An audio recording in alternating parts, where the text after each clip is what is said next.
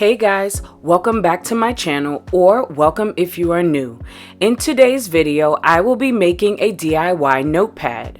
The materials needed to make the notepad are chipboard, Mod Podge, printer paper, a small paintbrush, binder clips, and a paper cutter of your choice. If you are interested in seeing how I make this notepad, then keep watching.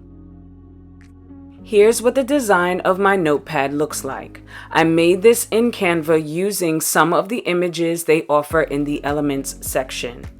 This paper is a little different than the average copy paper. It's 24-pound paper and has a smoother texture, but I'm sure regular copy paper will work also. But before I assemble the notepad, I do need to cut out the rest of these sheets. So let's bring in the paper cutter.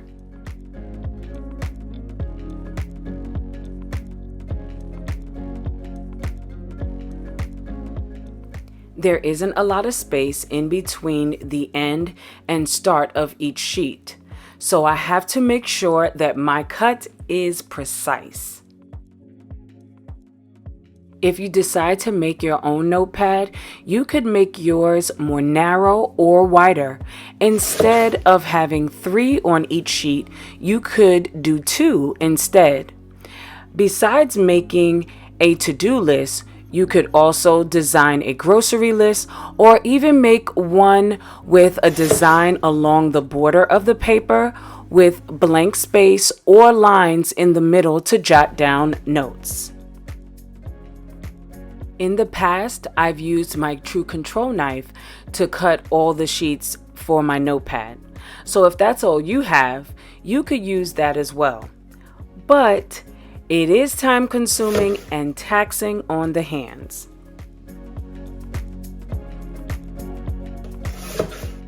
To save you all from watching me cut tons of paper, I did the majority of cutting off camera. This is chipboard. It goes at the back of the notepad to create stability for the sheets of paper. It can be purchased at a variety of craft stores, but I purchased mine from Michael's. I'm going to quickly cut it down to size, which is 3 1/4 by 8.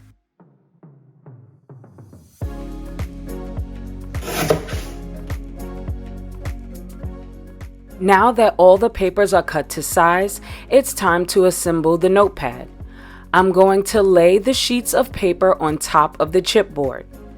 This next part is extremely important. You want to make sure all of the sheets of paper and chipboard are even at the top. I tapped my papers and chipboard against the desk several times to make sure nothing was out of place.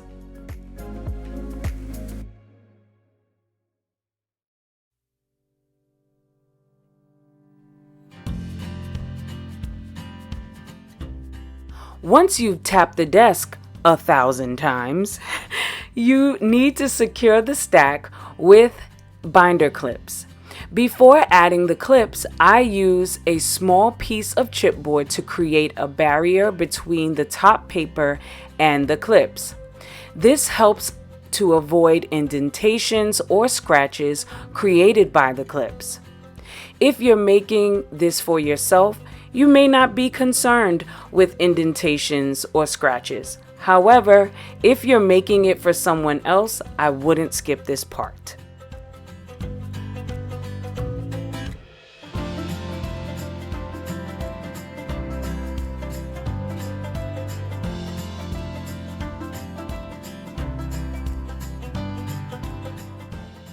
It's time to secure everything.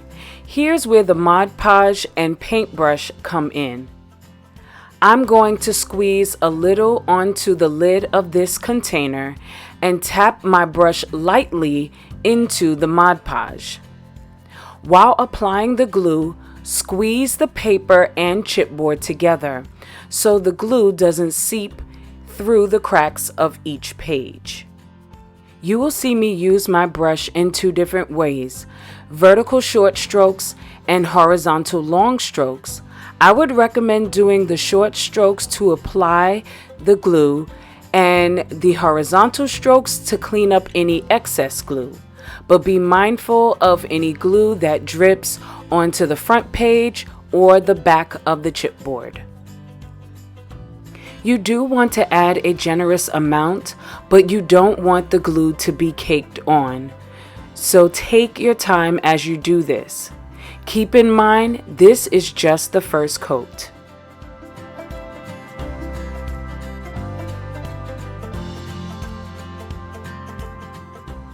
So what we're going to do is let this sit for 15 minutes.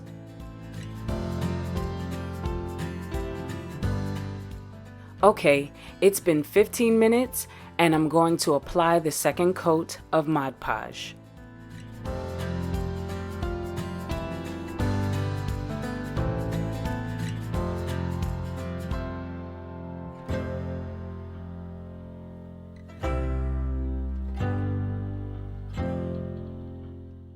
While I want to protect the paper and recommended putting a piece of chipboard in between the binder clip and notepad, I saw that it was necessary to add a third binder clip closer to the top to create more tension as this last coat dries. So just be very careful when doing this. I'm going to sit this down and let it dry. So I let this dry for a while before coming back on camera. I'm going to carefully remove the binder clips from the pad. I save the pieces of chipboard by keeping them attached to the binder clips. This way, I can reuse them as often as I like.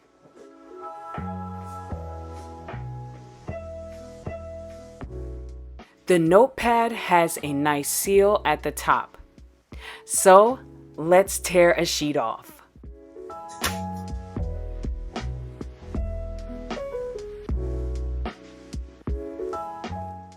Before we get too excited, we have one more step.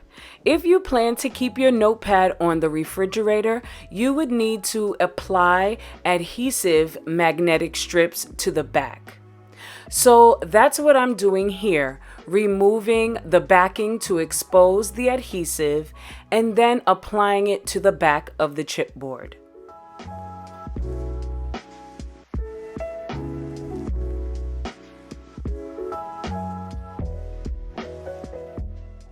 Now the notepad is complete. You are free to write on it, get all the tasks for the day written down to keep you on track, and check them off as you go. I want to thank you all for tuning into today's video. I hope it inspired you to make your own notepads or just entertained you for a little while. If you're thinking you may give this a try, let me know down below in the comments.